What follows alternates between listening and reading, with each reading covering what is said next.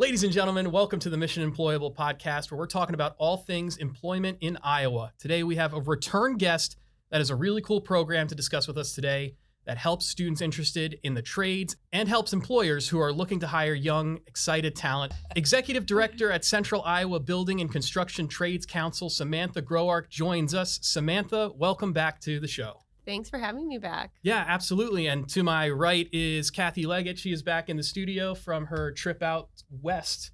It was west, right? Where did I go? Yeah, you go to so many meetings. Yes, like probably. They all blur together. Yes. At I've been traveling the great state of Iowa this week and last week, which is always wonderful. Yeah. So, yes. Well, Samantha, for those who don't remember you, tell us a little bit about your position and your organization.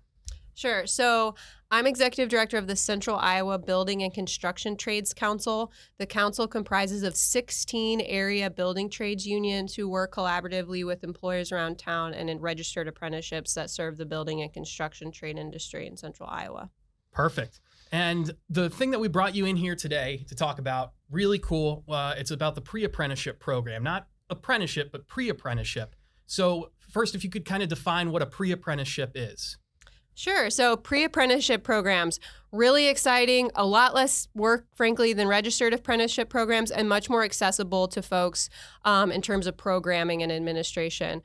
Pre-apprenticeship, it's exactly how it's worded, pre-apprenticeship. In the building trades world, we like to call them apprenticeship readiness programs simply because it helps describe a little bit more about the purpose of them, which is to get folks from where they're at to being apprenticeship ready. Not every young person, one, knows what they want to do and is ready to actually apply to a specific program in terms of apprenticeship, but two, they provide the skill sets and background and soft skill wraparounds to make it so that folks are actually prepared and ready to enter an apprenticeship program. Yeah, I really like that language that you use, apprenticeship ready, because, there is work to do before somebody enters into an apprenticeship program. And this is a great opportunity. That's why I'm so excited to have you here to talk more about it, Sam. So let's talk specifically about the pre-apprenticeship program that your organization has developed and made available. Sure. So we utilize a curriculum that's called the Multi-Craft Core Curriculum, or MC3, because there's 3 C's in that term, MC3. You have to have an acronym in whatever Exactly, you do. exactly. And it's one where enough work has been done over the past decade that if you would search it, you would find out exactly what it is. Building trades leaders and partnering with employers and registered apprenticeship programs got together to figure out what is it that we need folks to know to be ready and be ultimately successful in a registered apprenticeship programs. Anybody who runs a registered apprenticeship program knows that you devote a significant amount of time and resources into these programs and into these apprentices. You earn while you learn, often at no cost, right? There's an investment there. And so to protect these investments, folks are looking at what kind of program can we do to make sure that folks walking in our door are ready to succeed. So the MC3 curriculum is 120 hours at a minimum that covers topics like tools and materials, basic safety and health, and also soft skill topics like financial literacy and items that are incredibly important in the building and construction trades industry. Built into that curriculum are certifications like OSHA 10, which is the 10-hour OSHA credential required to be on most construction sites, as well as first aid CPR. Folks who complete the program get a certificate from the building trades, and our affiliated apprenticeship programs recognize completion of the program as a testament to the person's sticking with it, getting it done, showing up, and ultimately accomplishing a pretty, good program for being prepared for construction and the skilled trades. Yeah, and this pre-apprenticeship program, I know it's not specific to schools, but it is offered in schools primarily, right? Yeah, so it's extremely flexible, which makes it great. And that's the nature of pre-apprenticeship generally, right? It's less regulated. It's easier to make it fit the group that you're wanting to serve. So the MC3 is actually already used in corrections facilities here in Iowa, as well as in partnership with nonprofit organizations. What we're doing here in Des Moines is the first time, I believe, that the curriculum is being implemented into coursework at local high schools. So we're incredibly excited about that. It empowers CTE or industrial tech teachers to be able to do something productive and preparatory for their students if they can't all out offer an electricity class or a carpentry class. As I've said here before, there are 16 different trades and we need people in all of them. So this curriculum makes sure that all the participants learn about all the trades and not just maybe the trade that they happen to have a class on at their school, like carpentry or plumbing, which seem to be some of the more popular ones. Right, exactly. And that's really cool because I know that, not every kid is going to come in with a background where they kind of know it just from their life experience, where maybe they had a dad who was in, construction, or a mother who was a plumber or something like that. But they're still interested in it. And they need to kind of get that baseline experience that maybe they haven't gotten exposed to before. Yeah, I think this a couple of things about that I wanted to highlight is business and education. This has certainly been designed to meet the business need, which and then to work within the education system, which we're always trying to do. That's one of the things we're really trying to focus on is how do we bring business and education together so that those skills that employers need there's an opportunity for students to learn them. So I think that's awesome, and I think that this is a flexible program because you also do it. You said you're working in the school district now, but you also do it in the summer, don't you? For students, and talk about a few of the other ways that it's available.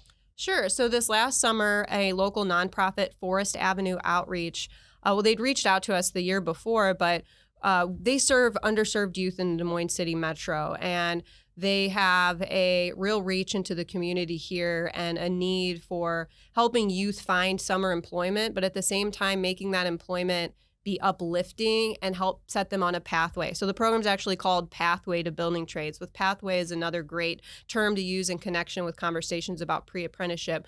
The students that participated in the program this summer, there were 15, all interested in the skilled trades, but not necessarily sure which trade was right for them. And so the multi-craft approach that we took in exposing these young people to all of the different skilled trades made it a really fun, productive summer full of visits to registered apprenticeship training centers and working through that entire curriculum I described to you earlier. The nonprofit was able to help with the support of generous donors to provide transportation and other wraparounds that made it so that we're able to lift up folks into these great careers that maybe historically haven't had as much access. So it hits that mark too, which according to the DOL and others is a priority for pre-apprenticeship programming, is to diversify and help lift up communities. Yeah. Because we know how great these careers are in the trades. Yeah, absolutely. And so what age kind of range are we looking at here? I'm sure in high school there's I don't know if it's a particular grade that it becomes available, and in some of these nonprofits, is it available to people of any age?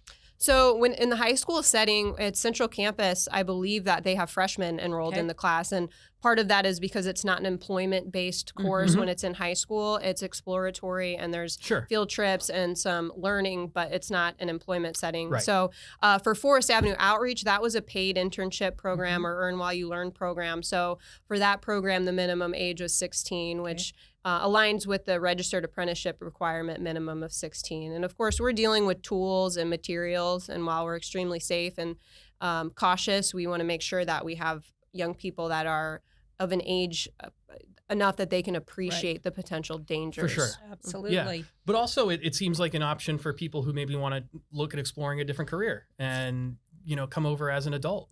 Yes, that's why the program in the corrections facilities, for example, at Mitchellville, the women's prison, they utilize the MC3 to prepare women who are going to be returning out of incarceration if they're interested in the skilled trades. This gives them a certification and some networking and some screening that helps us and our employer partners know that someone put in the time. They can have references that come out of this program, and it helps them know exactly what it is that they're getting into prior to applying and coming to interview. It also doesn't hurt when you're interviewing for a job, or in this case, an apprenticeship, to be able to describe all that you learned throughout your pre-apprenticeship and what empowered you then to feel ready to sign up and be an investment for one of these registered apprenticeships and employers. So can you take us through, what are the advantages? You kind of talked a little bit about it, but a little more specifically, what are the advantages of somebody going through this program, and what does the path look like next? So they get an opportunity, they do the program, then what happens if they're interested in pursuing a career? Sure. So one of the great things about pre-apprenticeship is that it's very open-ended with respect to the outcomes, at least in the trades, right? Someone doesn't necessarily know if they want to be a painter or an insulator or an iron worker, but they're coming through because they want to learn more about the different pathways. So once we have folks in the program, like this summer, we took a survey to figure out what are our young people interested in. We did the same survey at the end of the summer, right? And of course, folks' interests became more apparent. Most of them knew then exactly where they wanted to apply in terms of apprenticeship programs. A lot of our graduates this summer are entering their senior year of high school now. They know that all of our programs require a high school degree, and so they recognize that they need to get through this year to be able to come back to us to apply for apprenticeship programs. And we're going to provide those supports along the way to make sure they know how to access the application, how to fill it out, when it's due, what can we do to be helpful. We did have a young woman complete the program this summer who's a graduate of Hoover High School, a teenage mother while at Hoover High School. She finished the program on a Friday, and then on Tuesday was working at Waldinger Corporation as a helper and on track to enter the Local 33 apprenticeship program. Waldinger is a very fine employer here in Iowa, employs many, many skilled tradespeople, and for this young woman to already be on a path to a high quality career in this industry is incredible and a real testament, I think, to what we're trying to do with the program. It is. It's things like that just give me shivers because it's what we want. We want all these opportunities available to young folks, and this is exactly an example of it. So it is fantastic, and I feel excited for her future, and the opportunity that she's got. So a couple other things. One thing I guess I wanted to ask about is, what do parents need to know and understand about pre-apprenticeship and registered apprenticeship and that pathway? Because I still think we have a long way to get where that's kind of common knowledge across everybody, and understanding that if this is something that your child is interested in, what is that? Sure. So one thing I want parents to recognize about the skilled trades is, one, there are many. There's not really a generic thing as a construction worker. There's 16 different trades, and they're all careers, and they're pathways that provide great pay and benefits and are very suitable alternatives to a college degree. I also don't think enough parents or others, frankly, recognize that most apprenticeship programs have college credits built in, and a lot of apprenticeship graduates can go on to do 1 or 2 additional classes at a community college like DMACC and actually achieve their associate's degrees. Some also go on to finish their bachelor's, and many of our labor unions actually assist in providing scholarship money to help their apprentices finish those programs. So it's high quality education in the apprenticeship programs, even in the trades. Many of our trades utilize math that I couldn't do in a million years. So true. So I would say that it's high quality education and careers that they should be able to take great pride in their young person. I mean, these are 6-figure jobs, essentially. So the other thing I would emphasize is that our apprenticeship programs that are part of our multi-employer network in the building trades unions world, we have apprenticeship centers that folks are welcome to come tour at any time. Come as a parent, bring your child along. The building trades unions and our apprenticeship programs are hosting an event on October 11th and 12th designed for high school students. So we're calling it an expo, and it's from 8 a.m. to 6 p.m. both on the 11th and 12th at Plumbers and Steam Fitters, Local 33 here in Des Moines. Parents are welcome to come along with their high school age children. Many schools are also bringing groups, so it could be that your student gets to come through their school to visit. But definitely reach out and learn more. Our programs love talking with parents and love providing more information about the programs. Yeah, that's awesome information. Such a great way to get a peek behind the scenes before you sign up and really get an idea of what it's going to look like. I got to imagine that not every school has a pre-apprenticeship program in Central Iowa, but if an educator or superintendent is listening to this and want to get one started for their school, how do they go about that? Thank you for asking that, because we recognize that registered apprenticeship programs are really important, but they can also be difficult in the school context because they are a regulated space, and they're big investments, and we want folks to make sure when they're entering into registered apprenticeships, they're going to follow through. So pre-apprenticeships just provide such more flexibility to allow exploration in the industry that they're offered in. So for schools that are interested in programming pre-apprenticeship wise, especially in the trades, they need to know that to be a quality pre-apprenticeship that's recognized by the DOL, they need to find partner registered apprenticeship programs. We're always ready to be good partners in that regard. And because we have a curriculum to offer that's vetted and supported by our program, that's something that CTE teachers can utilize. They have to go through just a short training, but otherwise, with our support, we let them do their thing. They're the educators, and that's the least we can do to help out schools that, want to provide this programming, but maybe don't have the resources or trained personnel to be able to offer it. Yeah. So I think any lay teacher can honestly offer it with our support, bringing in some guest speakers, things like that. Yeah. And what's the best way for them to get in touch with you if they want to do that? Sure. So Central Iowa Building and Construction Trades Council, our website is centraliowabuildingtrades.org. My contact information is on there. And shoot just you an reach email. out. Just reach out. Reach out. Absolutely. Yeah. I think this is such a package really ready to go for schools that are interested. And as you have shared with us, Sam, it offers so much to students who participate that I would just really encourage any school listening, or if your child goes to a school and you'd be interested, like, hey, I'd love our school to have this, then take it up with them, because we want to get these opportunities available to students all across the state. Yeah, the goal is to provide as many options, right, for young people as possible. And folks who go through the course, maybe they decide they want to go a different path, or maybe they figure out that they want to be a mechanical engineer rather than be on the trade side working with their hands. That's fine. We just need an opportunity to be able to tell young people that this path in the skilled trades is a viable path. And for a while in schools, that will seem to be lost in favor more of pushing college. And I think things are turning around on that front, which is a relief to us in the trades, because we need thousands, and I mean thousands more people in the skilled trades in the coming decade here in Central Iowa. And we have to start with recruiting young people. Yeah. Right. And I think it's important, and you hit on this a little bit too, but we're really trying, what we want in Iowa is a continuum of all those opportunities for students. So there is a fit for them. So we have a pretty strong continuum of college, 4-year, if you're going to do a 4-year, if you're going to do a 2-year. We really want a strong continuum for kids to go into earn and learn and registered apprenticeship opportunities too, because and I think it's important for folks to remember some of these, it's really kind of equivalent. It's like, because they're doing 4- and 5-year training programs. It's not different. It's just a different, pathway to a very skilled trade, occupation, and career. Apprenticeship, the other 4-year degree. Yes.